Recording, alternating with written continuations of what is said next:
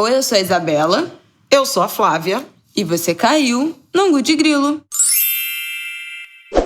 Parabéns pra você nessa data querida e muitas felicidades, muitos anos de vida. Que Deus lhe dê muita saúde e paz. Olha, aniversário de Flávia Ol nesta segunda-feira, dia 2 de agosto. Muito Parabéns, bem. mamãe, vovó do ano, fazendo aniversário. 52, gente. Queria dizer, nem parece, né? Filho, parabéns pra vovó. Olha, gente, já quero começar pedindo paciência a vocês. A gente tá gravando com o Martin acordado. E sabe Deus como é que a gente vai terminar esse episódio. Estamos gravando na segunda-feira de manhã, aniversário desta podcaster, jornalista, vovó do ano, Flávia Oliveira. Se você ainda não deu parabéns, se você perdeu a data, esta terça-feira ainda é tempo, corre lá no Instagram pra dar os parabéns atrasado, que devagar também é tempo. Então, está mais do que dentro do prazo a gente parabenizar esta mulher maravilhosa. Então, Angu de Grilo começa com esse parabéns. Edição festiva de Angu de Grilo, com participação de Martin. Jesus, toma conta. Animadíssimo. E aí, Flávia, o que você tem a dizer sobre o seu segundo aniversário na pandemia? Pois é. Meu segundo pandemia, como disse uma amiga minha. O primeiro como avó, então, tem suas dores, mas tem uma grande delícia, viu, minha gente? Só posso agradecer pela minha vida, pela minha saúde. Nessa temporada que tantos ficaram para trás, a gente está aqui firme e forte, esperando a liberação. Não a liberação precipitada do prefeito Eduardo Paes, né? Vamos até falar disso. Tava no script não, mas eu já incluí. Tudo bem. Mas esperando com ansiedade o momento em que a gente vai poder se reencontrar pela rua, becos, vielas, nas quadras, nas quebradas, nos teatros, nos lançamentos de livros. Maior rato de lançamento de livro que existe. Eu nunca vi isso. Uns 3 por semana antes da pandemia. Ai, adoro. Tínhamos que abrir, né? Parabenizando. E o que a gente vai falar hoje? Vamos falar de Rebeca, é óbvio. Temos muito a dizer sobre essa conquista inédita da ginástica artística do Brasil por uma jovem mulher negra, muito potente, claro que camadas de ineditismo, né? Isso. Vamos também falar, claro, da Simone Biles, né? Dessa desistência dela, desse momento de se colocar como prioridade, priorizar sua saúde mental. O que mais que a gente vai falar? Dá pra gente já falar um pouco dessa primeira semana, né? Primeira semana de Olimpíada? Primeira semana. Não, já são 2 semanas de Olimpíada, né? 10 dias. Isso. Você quer falar de Eduardo Paes e da volta da CPI, né? Que volta essa semana. Volta da CPI. Vamos fazer um bloco rápido. Então, já volta pode da começar CPI, com esse assunto que a gente dos termina ataques, bem. né? De novo, os ataques do presidente da República às instituições democráticas, ao sistema eleitoral. E a leviandade, vou chamar assim, do ministro da Economia, Paulo Guedes, de dizer que o IBGE está na idade da pedra lascada por causa da taxa de desemprego. Pelo IBGE, Flávia Ol dá a vida. Então você não fala... Como diria Inês Brasil, que Inês Brasil fala, não fala de criança, não. Não fala do IBGE, não. Pelo IBGE eu dou a minha vida. Então, vamos aí ao manifesto contra o fim da picada, o fim da feira. Bom, então vamos começar com esse bloco baixo astral aí, que a gente termina. Porque agosto, essa é a primeira semana de agosto, é o fim do recesso, né? Do recesso parlamentar, do recesso também, né? Das férias do Supremo Tribunal Federal, então do Judiciário. A CPI vai retomar os trabalhos nesta terça, 3 de agosto, já com, de novo, depoimentos e agora a fase decisiva, né? Houve a renovação por 3 meses, por mais 90 dias, mas agora é dar formato final às investigações, a partir da elaboração do relatório, a distribuição para os órgãos competentes. Acho importante ter isso em mente, né? A CPI, ela é uma instância de investigação, mas não tem poder de polícia, não julga, não pune. Então, o relatório traz o compilado das conclusões dos possíveis, prováveis crimes cometidos, os responsáveis, né? O conjunto de responsabilidades atribuídas aos entes públicos, privados, às pessoas envolvidas, E, a partir daí, são essas denúncias, esses resultados, né, eles são encaminhados para os órgãos competentes. Então, Procuradoria-Geral da República, as próprias instâncias parlamentares, as autoridades policiais. Então, é essa a reta final. Na semana passada, o que os senadores, membros da CPI, chamavam a atenção é que essa segunda temporada, né, que a gente tem chamado, vai ser um eixo de aprofundamento dos intermediários. Há muito interesse em saber mais sobre a empresa Precisa, aquela que fez a intermediação do contrato com a Bharat Biotech da Índia, né, da vacina Covaxin, que durante o recesso se pronunciou dizendo que tinha, inclusive, documentos falsos da Precisa sobre ela, sobre esse possível acordo. Também vai ser ouvido o tal reverendo Hamilton, daquela ONG, da Organização Social Religiosa, que também ajudou na intermediação da VAT, daquele cabo PM Dominguete, que estava vendendo, em tese, né, 400 milhões de doses da vacina AstraZeneca, que o laboratório não vende para instâncias que não governos centrais. O crime de prevaricação do presidente da República. O ministro Pazuello, ex-ministro da Saúde, general Pazuello, depois na Polícia Federal, e disse que foi informado informalmente pelo presidente Bolsonaro da denúncia dos irmãos Miranda sobre a irregularidade no contrato da Covaxin e avisou também informalmente, de forma verbal, ao secretário executivo Élcio Franco, o que é uma coisa absolutamente ridícula, porque não existe comunicado informal, denúncias informais no âmbito de órgãos de governo, de autoridades públicas. Então, tudo muito mal explicado. O que mais que vale a pena assinalar? Ciro Nogueira, senador do PP, foi içado a ministro-chefe da Casa Civil, né? Teve mais uma reforma ministerial. O Centrão está completamente dentro do governo Bolsonaro, no Palácio do Planalto. A Casa Civil é o ministério, a pasta de articulação política. E, com isso, o senador Heinz, aquele da cloroquina, né, que aparece sempre na CPI, defendendo o tratamento precoce, cloroquina, etc., virou membro efetivo e o senador Flávio Bolsonaro virou suplente da CPI, o que é uma preocupação adicional para o chamado G7, que é o grupo majoritário da CPI, os senadores que são mais de oposição ao governo, porque como suplente, Flávio Bolsonaro passa a ter acesso a documentos, a depoimentos e, obviamente, serão olhos e ouvidos do Palácio do Planalto dentro da Comissão Parlamentar de Inquérito.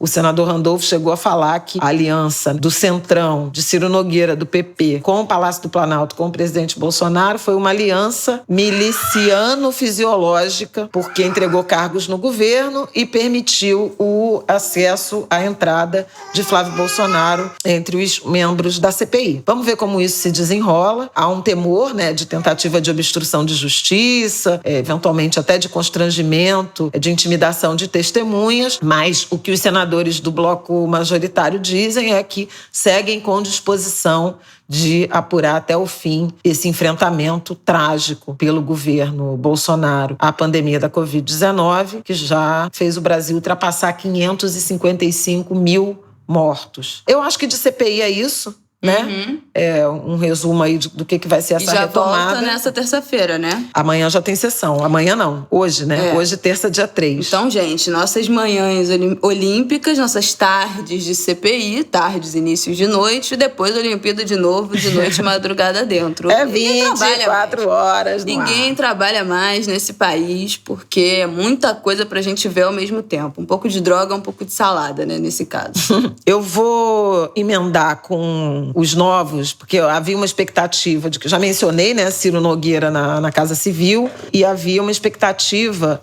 de que, com essa entrada do Centrão, seria um aceno do presidente à negociação política para atenuar a sua sanha, os seus discursos golpistas. Isso não aconteceu. Só alguém muito ingênuo para acreditar que o Bolsonaro, com 30 anos de serviços prestados ao ataque às instituições, né, à depreciação da política e das instituições democráticas, interromperia essa trajetória num momento em que ele vive o pior momento, né, né, de impopularidade, aparece atrás em todas as pesquisas eleitorais, e o país está do jeito que a gente sabe que está, né? Desemprego alto, uma crise social gravíssima, tem gente morrendo de frio na rua, até o inverno também está rigoroso, a gente tem uma crise hídrica, a gente tem a inflação, as previsões de inflação se aproximando de 7% para esse ano, que vai ser o maior resultado desde 2015, a taxa de juros que deve voltar a subir essa semana em razão desse aumento da inflação, os efeitos do frio e dessa seca, né, dessa crise hídrica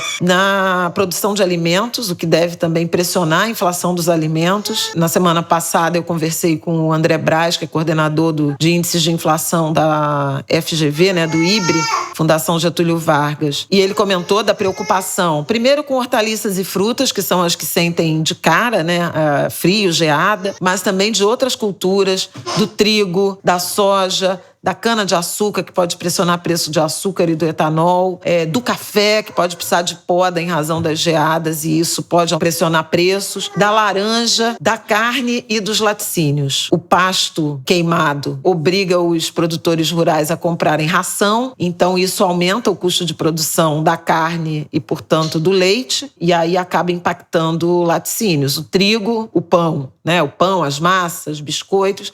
Então a gente tem um cenário muito negativo do ponto de vista econômico-social, e um presidente que, no meio disso tudo, está preocupado em desqualificar a urna eletrônica, intensificar os ataques às instituições. Essa semana também, com a volta do Supremo Tribunal Federal, pode ser que venha uma resposta mais robusta do ministro Barroso e dos ministros do Supremo Tribunal Federal aos ataques, né, do presidente. Voltou no fim de semana a falar de voto impresso auditável, fez uma live na semana passada dizendo que ia apresentar as denúncias e disse que não tinha prova, mas tinha indícios de fraudes nas eleições, e mostrou aqueles vídeos de Zap. Realmente é um ambiente de constante ataque às instituições. Ministros do Supremo já acenando e lembrando, né, que isso é crime de responsabilidade. E o ministro Alexandre de Moraes, que determinou que a Polícia Federal retome as investigações sobre aquelas denúncias de influência, interferência política do presidente na Polícia Federal, aquela denúncia do Sérgio Moro, de maio do ano passado, vocês devem estar lembrando. Então é isso. Instituições democráticas em ebulição, Jair Bolsonaro com mais discursos golpistas do que nunca, ou os de sempre, e a gente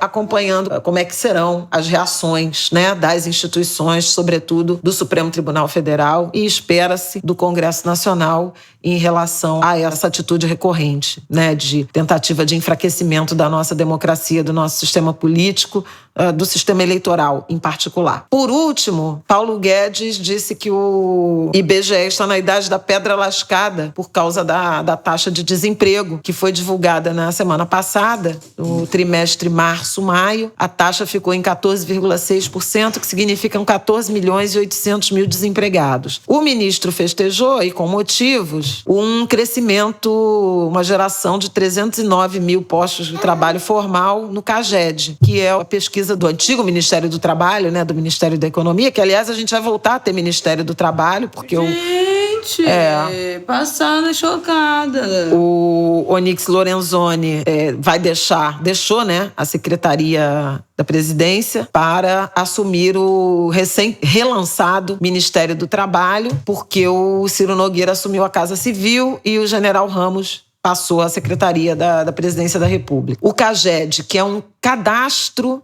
de desligamentos e admissões e contratações do governo, ele mostrou em junho 309 mil postos de trabalho criado em emprego formal. Mas ele não é uma pesquisa, ele é um cadastro, um dado oficial de registros de empregos. Os números têm sido positivos, mas não positivos num ritmo suficiente para dar conta do tamanho da crise, do desemprego, né, que a gente está experimentando. No dia seguinte, o IBGE divulgou os resultados do desemprego e o ministro se insurgiu contra o IBGE. É aquele que ataca o mensageiro, quebra o termômetro, queima a carta, né, em vez de tomar providências. Então é só para dizer que é ridícula a acusação, chega a ser constrangedora, né, o ministro da Economia atacando o órgão oficial de estatísticas com essa intensidade, com essa virulência, com essa indelicadeza, mas o fato é que a pesquisa do IBGE é uma pesquisa muito mais ampla do ponto de vista de acompanhamento do mercado de trabalho. porque ela olha emprego formal com carteira assinada no setor privado, emprego público, mas olha desemprego, olha informalidade, trabalho doméstico, formal e informal, os autônomos, os conta própria, formalizados com CNPJ ou informais, analisa outros fenômenos como desalento, gente que desistiu de procurar trabalho, analisa a subutilização da mão de obra, que é um fenômeno que alcança, além dos desempregados, as pessoas que se declaram, subutilizados por insuficiência de horas, ou seja, eu teria mais horas disponíveis para trabalhar porque preciso ganhar melhor, mas não tenho oportunidade de inserção profissional que preencha essas horas e me dê a renda suficiente. São quase 7,5 milhões de brasileiros nessa situação. Mede também o total de brasileiros que eles chamam de força de trabalho potencial, que é gente que precisa e gostaria de trabalhar, mas não tem condições de assumir qualquer ocupação porque tem atribuições domésticas, de cuidados com pessoas ou alguma condição de saúde que o impede de assumir um posto de trabalho de imediato. Então, é uma pesquisa muito sofisticada que segue metodologia da Organização Internacional do Trabalho e, portanto, torna as informações sobre o mercado de trabalho brasileiro comparáveis a diversos países do mundo que servem a mesma metodologia, e é realmente espantoso que o ministro da Economia dirija ataques tão rasos, ao IBGE. Não chega a ser surpreendente porque é recorrente. É o mesmo Ministério da Economia que não reservou a verba para o censo, que está sendo obrigado, ou que será obrigado a realizar o censo no ano que vem, por determinação, inclusive, do Supremo Tribunal Federal. O Jair Bolsonaro, o presidente, também já atacou o IBGE mais de uma vez por conta do desemprego. Então é isso. É um governo muito empenhado em desqualificar o nosso arcabouço de informações oficiais. Já tratamos disso aqui no Ângulo de Grilo. E em confundir a sociedade brasileira em relação aos seus problemas, diagnósticos e possíveis soluções. Eu acho que com isso fechamos o bloco de atualização dos temas da política e da economia. Isabela agora de volta para nos introduzir ao próximo tema. Hoje a gente vai ter que se dividir aqui nessa apresentação, porque Martin já estava reclamando, tive que levantar para ficar com ele, para não chorar. Então, vai ser quase meio a meio esse programa. A interação vai ser um pouco complicada, senão vai ter chorinho de neném no meio da nossa falação. Mas vamos lá.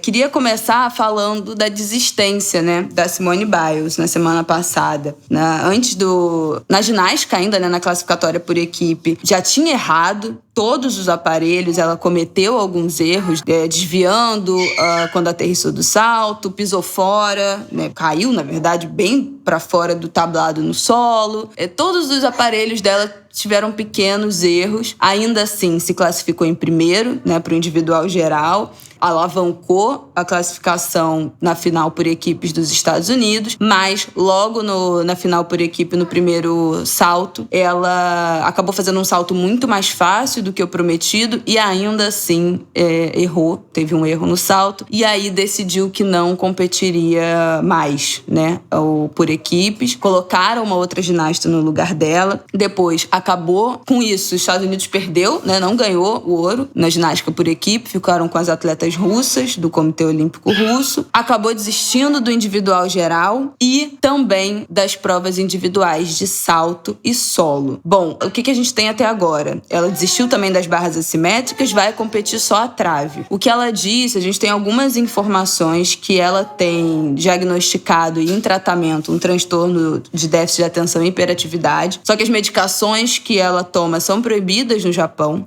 Então parece que ela teve que suspender essas medicações para as Olimpíadas e isso fez com que alguns sintomas voltassem, inclusive o tal do twists, que ela explicou, inclusive no Instagram dela, nos stories, do que se trata. Ela tem como se fosse uma dificuldade espacial, de fazer os movimentos, porque ela não consegue ter leitura espacial, o corpo trava. Então, nos equipamentos que ela precisa dar saltos muito altos, correr, se jogar, soltar as mãos e fazer as acrobacias, o corpo trava e ela não consegue finalizar o movimento, o que torna muito perigoso ela competir nisso. Ela postou um vídeo de um treinamento dela nas barras, em que na hora que ela vai fazer a largada para finalizar, para aterrissagem, o corpo dela para. Ela faz a primeira pirueta e fica estática e cai de costas. Então, acaba se tornando muito perigoso, porque no treinamento ela faz isso com colchonetes embaixo, então ela não se machuca, mas na hora da prova o tablado é rígido, né? Então ela pode se machucar de verdade. E decidiu poupar a sua saúde mental para poder também poupar a sua saúde física, né?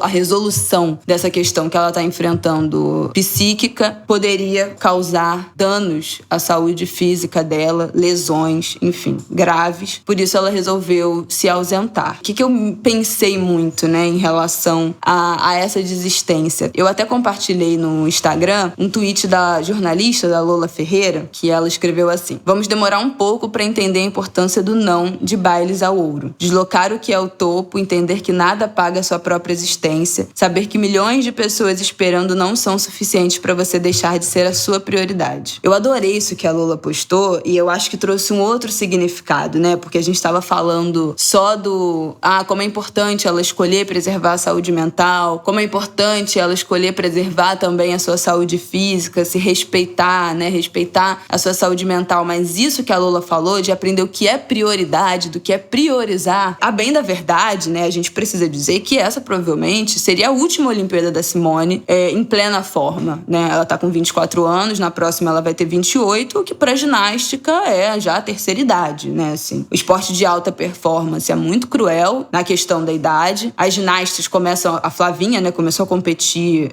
no PAN, eu acho, ou na última Olimpíada ela tinha 13 anos, 14 anos. Então elas começam a competir muito cedo e quanto mais novo, melhor você consegue performar. Então, essa seria, eu acho que, arrisco, não que na próxima Olimpíada ela não possa estar presente, não possa estar competindo bem, mas é fato que ela já vai estar numa idade muito limite. Então, talvez essa fosse a última Olimpíada dela em plena forma. Tava com uma grande promessa de ganhar tudo, porque nos últimos anos, nas últimas Olimpíadas, ela já tinha sido um fenômeno. E nos últimos anos, nos campeonatos mundiais, nos campeonatos entre, né, as Olimpíadas, ela tava arrasando, ela patenteou outros movimentos com o nome dela. A expectativa era de que ela poderia ganhar 6 medalhas, né, nesses jogos. Até aqui, ela foi... Que é tudo, né? Que são prata. Os 4 aparelhos, individual geral e por equipe. Exatamente.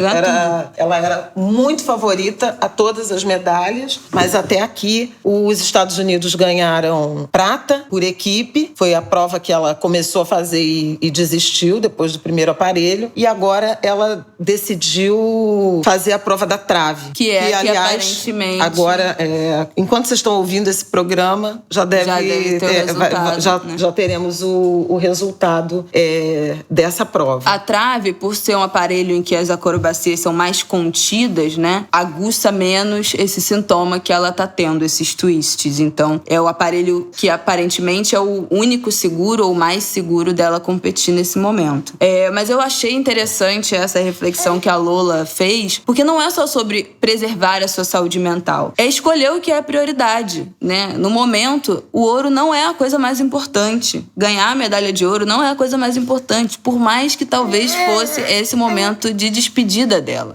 Eu achei... Até comentei isso com algumas pessoas no Twitter, que, de fato, me remeteu muito à prioridade, que é verdadeiramente importante na sua vida, para você e não para os outros, né? Essa ideia da arena, né? De você no centro da arena, atendendo a expectativa alheia, né?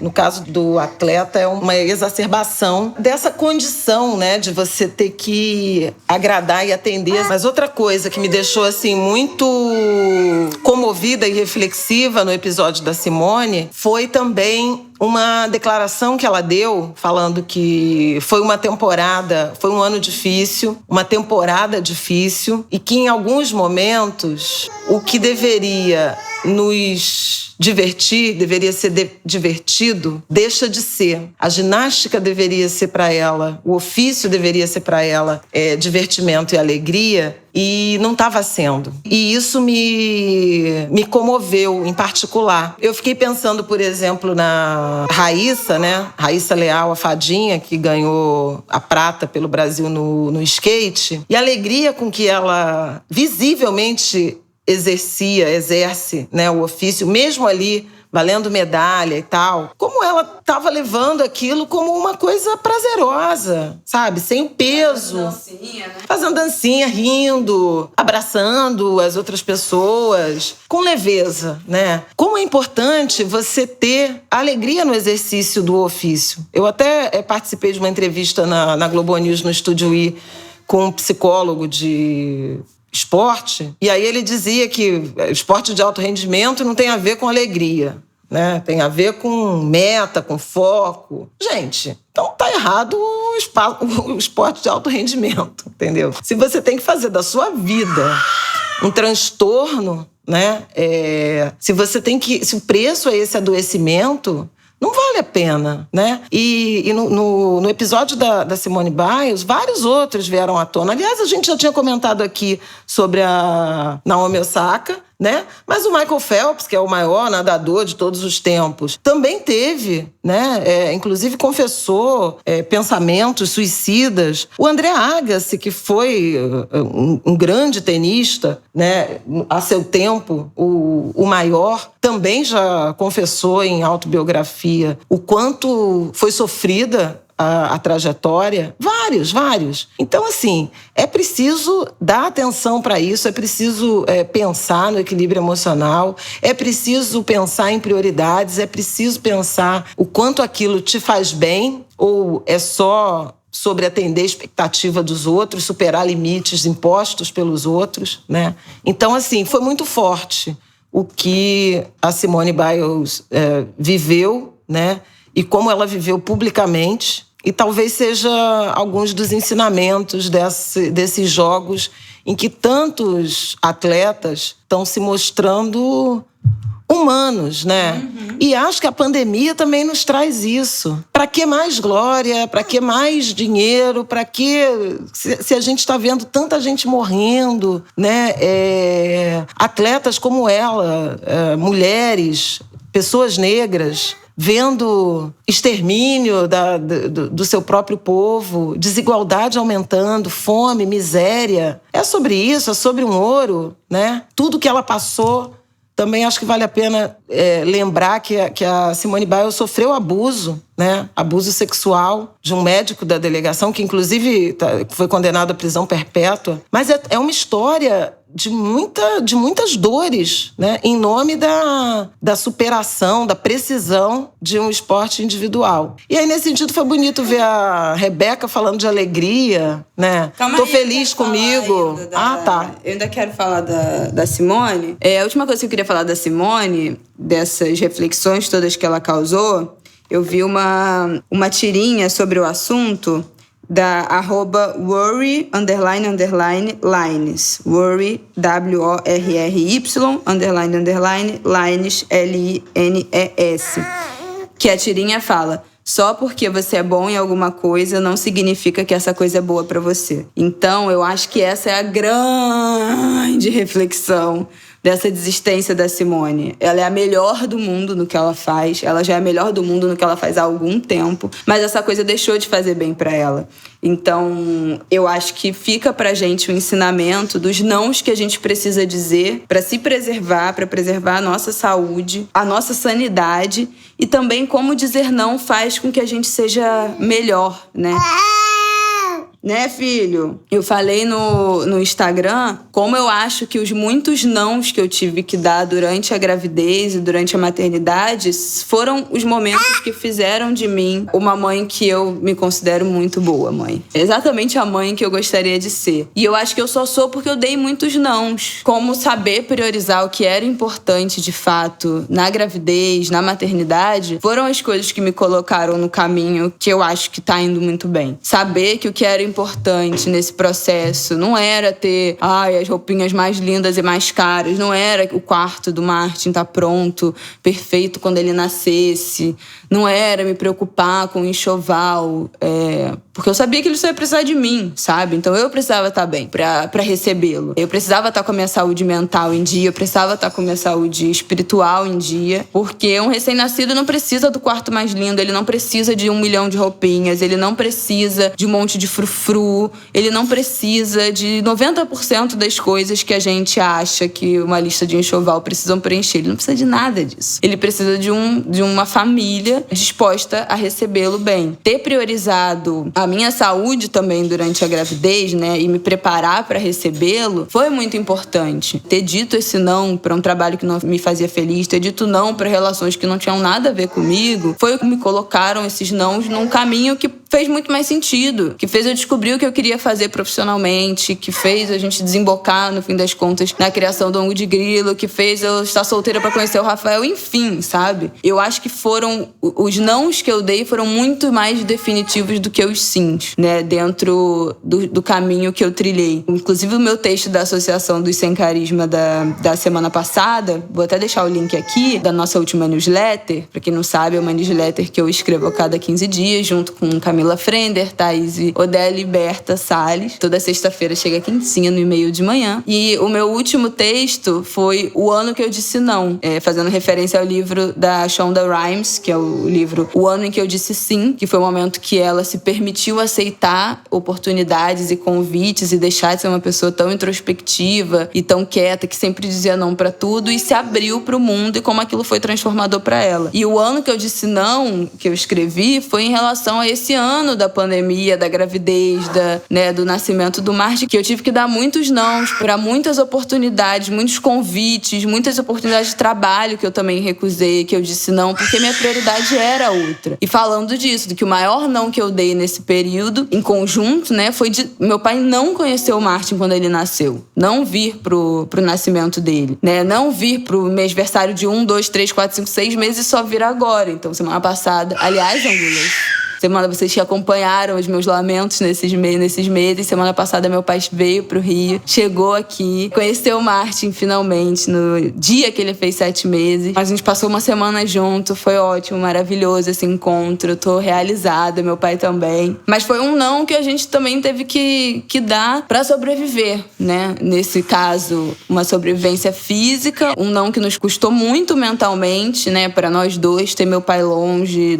sem conhecer meu filho, ele sem conhecer o neto, longe de mim nesse momento tão importante, mas que foi essencial para nos preservar. É isso, eu já falei aqui muitas vezes, vocês sabem, de como não é importante, de como eu brigo com a minha mãe porque ela dá pouquíssimos nãos, e como eu insisto para que ela fale mais não para todo mundo, para mais trabalho, para mais demanda, para mais gente atrás dela. Como isso para ela é muito difícil, mas como a gente tá vendo mais um exemplo da importância da gente falar não. Não, bem que eu não estou ouvindo.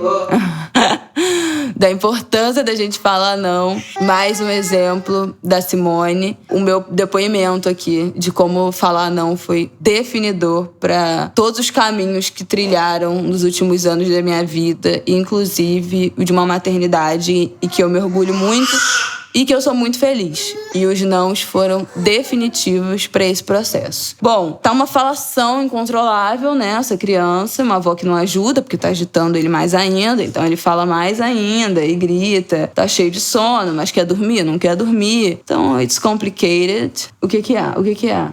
Tô distraindo ele. Tá distraindo ele, aí ele grita. É isso aí, a sua avó te agita, meu filho não deixa. Vai dormir. E aí, bom, com a desistência de Simone Biles, a grande favorita, Rebeca, e entregou tudo que prometeu. Tudo e muito mais para a nossa alegria. Prata no individual geral, ouro no salto. Foi uma expectativa que a gente tava, né, de como é que a Rebeca ia se sair, né, classificada em segundo para o individual geral, atrás só da Simone, que acabou desistindo, então, né, uma promessa ali de medalha. Foi lindo, fez uma prova linda, mesmo saindo, né, do tablado no solo. Ficou com a prata, comemoradíssima. O ouro também. Foi a primeira medalha olímpica da ginástica artística feminina brasileira. O que é surreal, porque todo mundo cresceu na cabeça que Daiane, que ganhou todas as medalhas de todas as Olimpíadas que ela disputou. Mas é o famoso efeito Mandela. A gente acha que uma coisa aconteceu coletivamente, mas não aconteceu.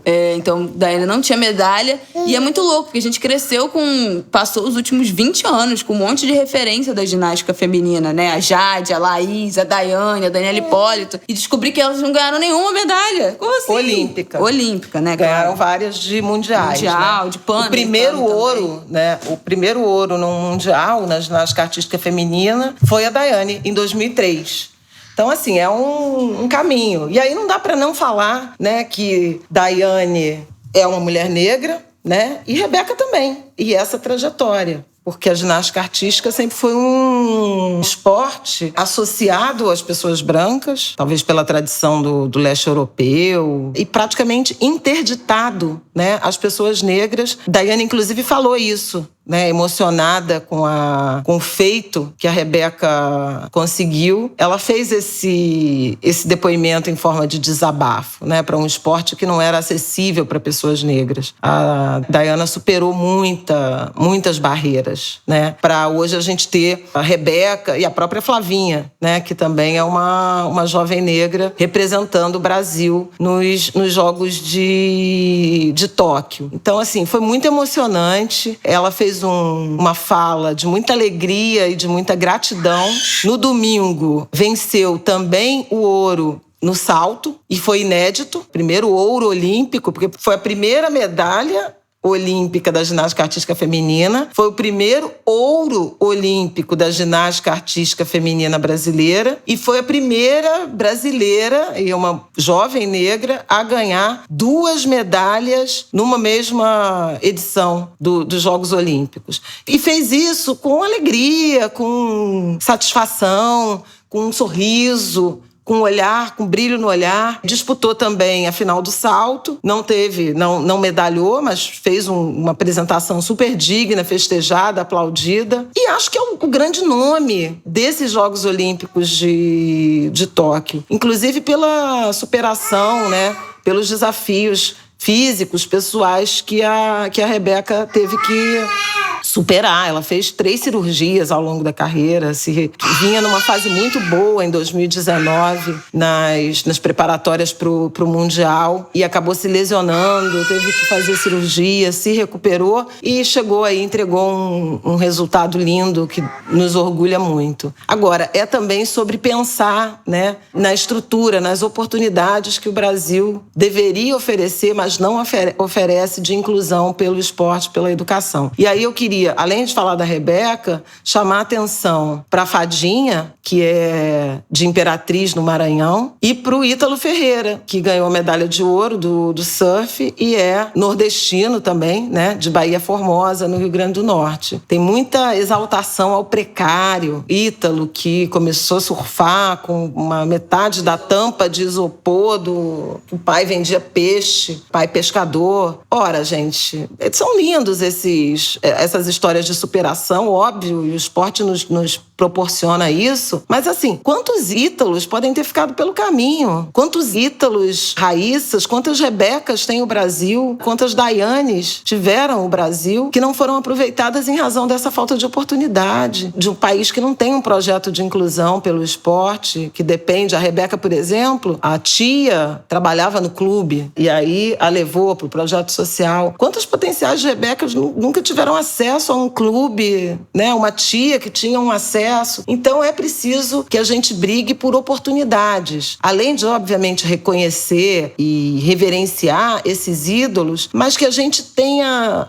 a possibilidade de construir inclusão pelo esporte sem ter que ser pela via mais sofrida, né? De quilômetros andando a pé, de surfar com tampa de isopor, de pedir ajuda para não sei quem, de ter a primeira prancha doada por não sei aonde. Acho que são essas as lições de uma edição dos Jogos Olímpicos que talvez não devessem ter acontecido, né? O número de casos de Covid no Japão tem aumentado, tem batido recorde, também dentro das delegações. Então, seria prudente não terem sido realizadas. Os Jogos acabaram sendo realizados pelo imperativo dos compromissos contratuais, né? Dos interesses financeiros, mas tem sido também, por outro lado, alento às nossas almas temas, as histórias, os atletas, a beleza das competições, tudo isso nos toca profundamente. Eu acho que também vale a pena lembrar que a gente vive, não apenas, né, no Japão, mas na Europa, nos Estados Unidos e também no Brasil, um momento de preocupação com a variante Delta, que é muito transmissível. Aqui no Rio de Janeiro, o prefeito anunciou já um calendário de eventos de reabertura, começando por um feriadão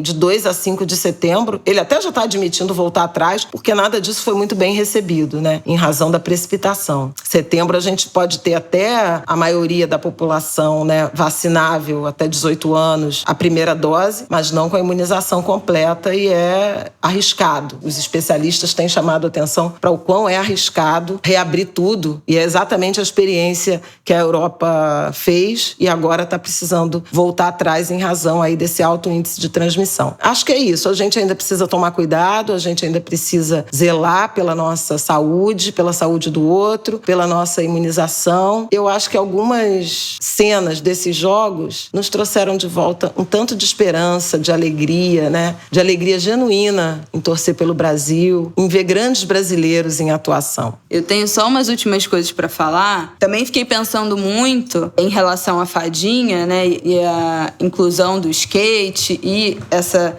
potência que é o skate feminino, né, do Brasil, claramente. 3 das 4 melhores skatistas do mundo em street, né, do ranking mundial, são brasileiras. A Fadinha, a Letícia Buffoni e a Pamela estavam nas Olimpíadas. São 3 das 4 melhores do mundo, são do Brasil. Então, qual o tamanho disso? E aí fiquei pensando quantas Pamela, meninas... que também é nordestina, de Paracuru, no Ceará. Fiquei pensando quantas meninas deixaram de praticar o skate porque é visto como algo dos meninos, né?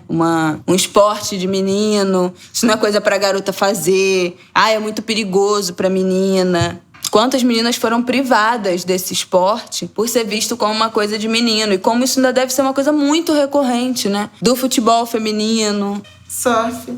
O próprio surf, né? Também ainda... As lutas, com certeza, ainda visto como esporte masculinos. E quantas mulheres são privadas de seguir uma carreira, né? De explorar uma vontade, também por conta do machismo. Até as que têm oportunidades, né? Sociais para isso. Então isso foi uma coisa que o skate me deixou refletindo. Tem umas informações também que eu acho importante compartilhar, de um gráfico interativo do Globo Esporte, do DNA do time Brasil, que são algumas informações que eu acho importante a gente pensar também sobre acesso, né? Sobre o apoio que os atletas têm. Os atletas olímpicos que trazem tanta alegria pra gente, tanta expectativa, de 4 em 4 anos, mas durante isso, o que acontece com essas pessoas? A delegação do Brasil chegou a Tóquio com 309 atletas. Desses, 42% não tem nenhum tipo de patrocínio, 19% vivem com menos de R$2.000 de auxílio, 7% vivem com menos de R$1.000 de auxílio, 13% fizeram vaquinha para ir aos jogos, 10% sequer vivem desses esportes que praticam. E desses 10%, 15%, 5 atletas da delegação olímpica do Brasil são motoristas de aplicativo. E aí tem alguns casos específicos, né? O atleta Pepe Gonçalves, da canoagem, ficou sem o técnico durante esse ciclo olímpico todo e gastou R$100.000 do próprio bolso com equipamento de treino e afins, né? Sem contar viagens e participações em competições. Chorou agora nas Olimpíadas falando disso. Então, também é importante a gente olhar por esse lado, né? Como o esporte é muito pouco valorizado, tirando futebol, né, basicamente, mas como também o futebol feminino é muito pouco valorizado, a Marta vive denunciando isso, a Formiga também, como falta patrocinador, como falta dinheiro movimentando o esporte feminino. Também pra gente pensar, né, quando a gente vê um atleta olímpico da delegação brasileira que não ganha uma medalha, né, que para nas oitavas, que para na fase classificatória, a gente pensar, antes da gente criticar, foi aí pra isso, não sei o quê, qual foi o apoio que esse atleta teve, né? Tanto de patrocinador, quanto das confederações do seu esporte, quanto da própria população brasileira, né? Porque a gente sabe que a gente seguir esses atletas na rede social, dar engajamento, fortalecer as redes hoje em dia é movimentar renda para essa pessoa. Esse atleta pode ser procurado por um patrocinador, né? Porque tem um engajamento nas redes sociais. Então também é importante que a gente esteja na rede dos atletas que a gente admirou, que a gente gostou. E por último, fazer uma menção honrosa, uma menção ao Herbert Conceição, medalhista de bronze do boxe, que ao ganhar falou: eu mereço pra caralho. Eu treinei pra caralho, pô. Bahia, Salvador, Bahia. Então, gente, isso foi sensacional, porque tem esse discurso de humildade, né, que a gente cobra silenciosamente dos atletas, que é de dizer, não, tudo bem, a gente sabe que é um trabalho coletivo, é óbvio, mas também tem o esforço do atleta, né? Os atletas ficam nessa necessidade de não, tem que ser humilde. Não pode se vangloriar, não pode encher o ego. Pô, pelo amor de Deus, é um esforço individual hercúleo. O Bruno Fratos mesmo falou, não tem trabalhar de segunda a sexta em horário comercial. Se você quer ser atleta olímpico, é 24 horas por dia, 7 dias por semana. Não tem férias, não tem feriado, não tem fim de semana, não tem nada. É uma dedicação que não tem fim. Aí o cara ganha uma medalha e aí tem que falar, não, é isso aí, é o resultado de um esforço. Não, eu mereço, eu trabalhei, eu treinei. Eu quero agradecer somente a mim também nesse momento. Quero agradecer a mim, como diria a Anitta. Primeiramente, né, meu filho, eu quero agradecer a mim. Então eu adorei o que ele falou, também é uma lição pra gente. A gente saber recolher as nossas vitórias, recolher os nossos louros, inflar o nosso ego também, né, ter orgulho das nossas conquistas e saber que a gente deu duro, que foi por merecimento. O Bruno Fratos até falou, eu não gosto desse negócio de merecimento no esporte, mas mereceu ganhar.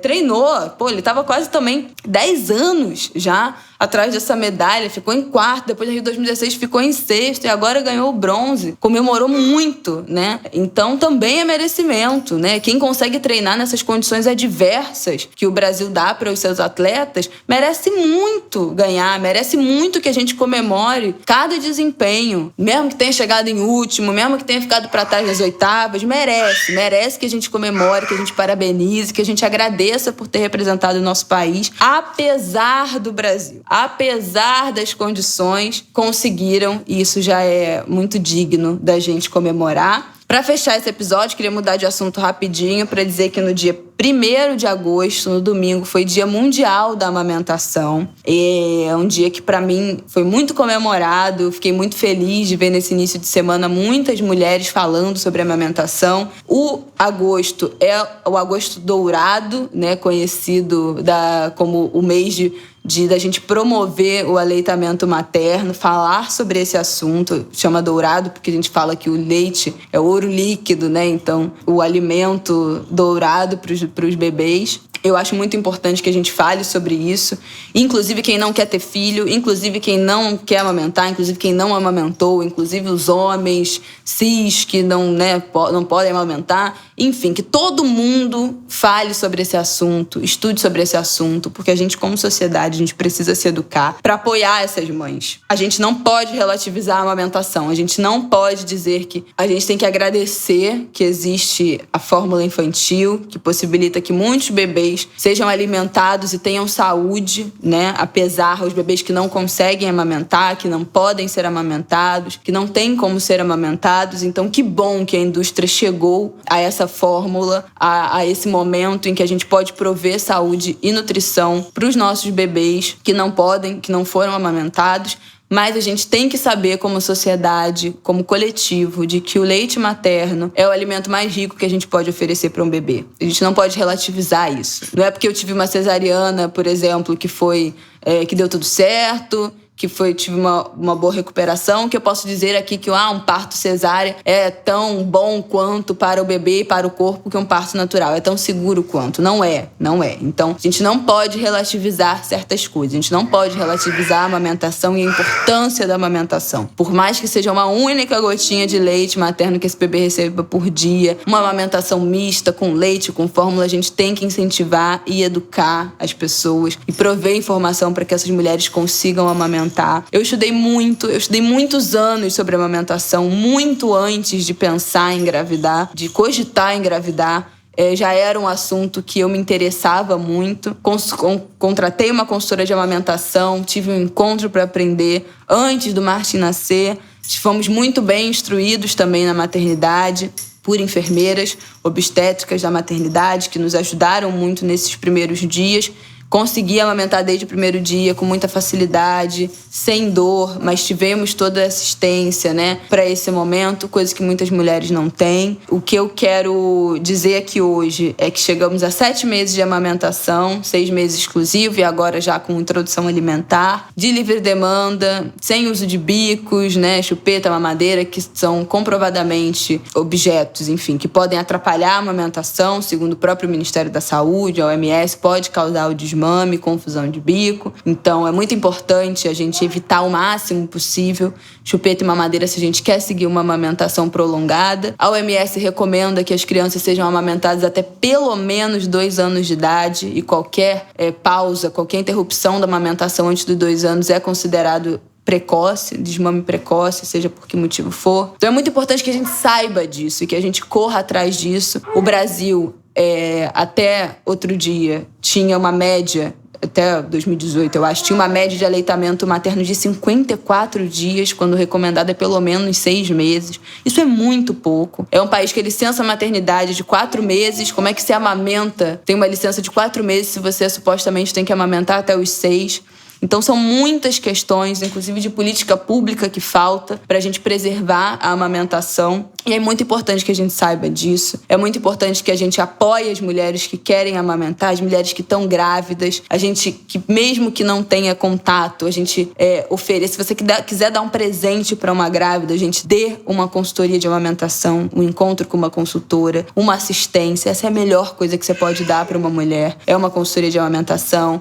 É informação de qualidade, já existem coletivos, fornecem consultoria gratuita para as mulheres que não podem pagar. Os bancos de leite de hospitais e de instituições públicas também auxiliam. Então, se você conhece alguma mulher que esteja tendo dificuldade na amamentação, fale para ela ir até o banco de leite, busca ela na casa dela e leva ela até um banco de leite. Qualquer ajuda é necessária. É muito importante e é impossível amamentar sem apoio. É impossível amamentar sem que a sua família inteira esteja apoiando e resguardando essa sua decisão. Se torna muito mais difícil, é muito cansativo e muitas mulheres acabam desistindo pela falta de apoio. Então, eu queria pedir a todo mundo que está ouvindo que apoie a amamentação, que esteja do lado das mulheres e que se informe sobre esse assunto e saiba que não tem nada mais importante para você dar para uma grávida do que uma consultoria de amamentação. A roupinha é segundo plano, o bichinho de pelúcia é segundo plano. Por favor, não presenteie com mamadeiras e chupetas, né? Deixe a família decidir se terá isso em casa ou não. Mas definitivamente a coisa mais importante que você pode dar para uma mulher é informação e apoio para amamentar. Eu vivo compartilhando sobre isso no meu Instagram, compartilhando alguns perfis, então também, se você tiver acesso, distribui para mulheres que você conheça, porque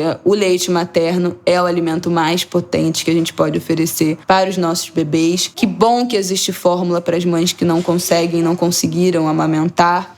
E eu sinto muito por todas as mães que não conseguiram amamentar até os 2 anos. E eu queria que elas soubessem, se você está ouvindo e você não amamentou o tempo que você gostaria, a culpa não foi sua, né? Infelizmente, foi de uma cultura, de uma sociedade que empurra o desmame, né? Que dificulta muito a nossa amamentação mesmo. Então, a culpa não foi sua. E que bom que qualquer que tenha sido o seu caminho, isso não faz de você menos mãe, né? A amamentação é muito trabalhosa. Eu não me sinto mais mãe porque eu amamento, ou não me sinto menos mãe porque eu não tive um parto normal. É muito importante que a gente estude e dissemine essas informações e não relativize a importância da amamentação nunca. É só isso que eu queria falar, marcando esse agosto dourado, esse mês eu espero, muita disseminação de informação de qualidade sobre esse assunto. Não poderia deixar de falar aqui. E a meta é leitinho da mamãe até 4 anos de idade, né, meu filho? Dá seu depoimento aí. Tá gostando de tomar leitinho da mamãe? Ah, então tá bom. Que bom, tá? Mamãe vai continuar te dando leitinho. Bate aqui. E agora que é pra tu falar, tu não fala. Fala, leitinho da mamãe. Ele riu. Riu silenciosamente. Quem mais que você quer falar, mãe, pra fechar esse episódio? Eu quero falar que agosto também começou com o aniversário, dia 1º, de 80 anos, de Ney Matogrosso. Grande cantor brasileiro. Talvez o maior ainda, né, aqui entre nós, nos honrando com a sua voz. O Ney lançou um EP, que é uma prévia do novo álbum que ele lança em novembro. Então, recomendo muito que vocês baixem e ouçam. Nu com a Minha Música é o nome do EP. E na sexta-feira, 30 de julho, né, Julinho, chegando ao fim com o lançamento do novo álbum de Maria Bethânia, Abelha Rainha, diva maravilhosa, Noturno é o nome do álbum. Lindo, de uma beleza, assim, imensa. Eu destaco A Flor Encarnada, uma canção da Adriana Calcanhoto, composição da Adriana Calcanhoto. Linda, linda, linda. Aquela canção de amor que Bethânia realmente eterniza. Uma canção do Xande de Pilares, maravilhosa, uma crônica de Rio de Janeiro, um encontro de uma jovem moradora de favela, trabalhadora, e um compositor, que é o Xande. Linda na voz da Bethânia. Composição de Serginho Meriti e de Xande de Pilares. O nome da música é Cria da Comunidade, é um samba. Que delícia de canção. E Denúncia, que eu acho que a gente também precisa falar sobre isso. É uma canção chamada 2 de Junho, também da Adriana Calcanhoto, que homenageia a Mirtes, mãe do menino Miguel, e fala, né, desse crime terrível que nos abateu no dia 2 de junho do ano passado, de 2020. Então, assim, um álbum muito bonito, um álbum de inéditas, com muita beleza, né? Além da voz da Bethânia, o Fino, que completou 75 anos, uma coisa maravilhosa, uma obra do seu tempo, com várias dimensões desse nosso tempo. Então, minha admiração sempre. E lembrar que começou agosto nas religiões de matriz africana, em particular, né, candomblé, é o mês do Olubagé, a festa de Obaluayê, e é um mês dedicado ao silêncio, à reflexão, ao recolhimento. Então, mesmo que não seja a sua fé, pense sobre o que o excesso de palavras ditas sem grande reflexão pode provocar na sua vida. Procure guardar o silêncio, não só em agosto, mas em agosto em particular.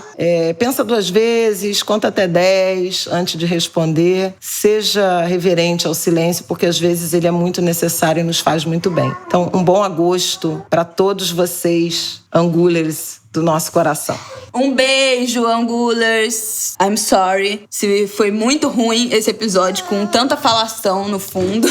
Eu, como ouvinte de podcast, sei o quanto isso atrapalha a nossa experiência ouvindo. Mas vocês estão ouvindo um podcast de 2 mães, né? No caso, uma delas de um bebê muito pequeno que nessa semana a gente teve que gravar com ele acordado e agitado, e agora já com sono e reclamando de tudo. Então, realmente, foi um episódio diferente. Agradeço quem ouviu até aqui, quem aguentou a gritaria de fundo. Né, meu filho? É muita perturbação. É muita perturbação, mamãe. E até semana que vem. Boa semana pra vocês. Não esqueçam de parabenizar Flávia Ol. Quem não tiver feito isso ainda, aniversariante da semana, do mês, do ano, vovó do ano. E até semana que vem. Tá bom, queridos? Boas energias para o Brasil nas Olimpíadas. Essa semana, meu filho tá comendo negócio aqui. E semana que vem estamos de volta. Até. Bom Dia dos Pais, né? Quem sabe aí no ângulo da semana que vem a gente não tem aí um depoimento aí do papai do ano. Aê! Aguardem.